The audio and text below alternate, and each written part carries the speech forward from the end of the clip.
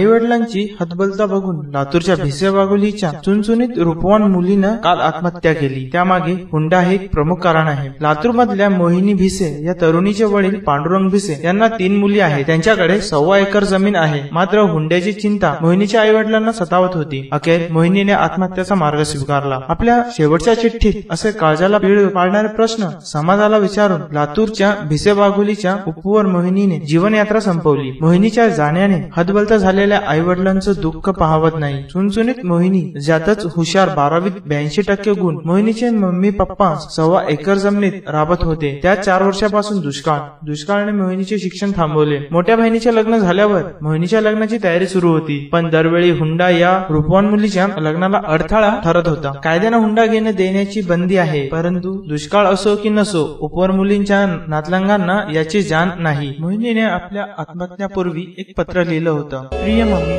पप्पा दारू पिऊ नका। मी कधी असा विचार केला नव्हता की मला असे करावे लागेल। कोणतेही स्थळ आले की पहिला प्रश्न हुंडा किती देणार। मी हे आनंदाने करत आहे। आता तुमचे पैसे लागणार नाही ते मी वाचवले। पप्पा, कोणीही हुंडा का मागतो ही प्रथा मोडली पाहिजे। मुलीच्या बापानेच का झुकायचे यासाठी मी आत्महत्या करत आहे। मी गेल्यावर तुम्ही दिवसाचे, मासिक आणि वर्षश्राद्ध घालू नका। माझ्या आत्म्याला शांती मिळवण्यासाठी करतात। माझी शांती यातच आहे। तुम्ही मात्र काही करू नका। मम्मीला सांगा निळूला काम लावू नको। तुम्ही रडू नका। स्वतःची काळजी घ्या। तुमची मोहिनी।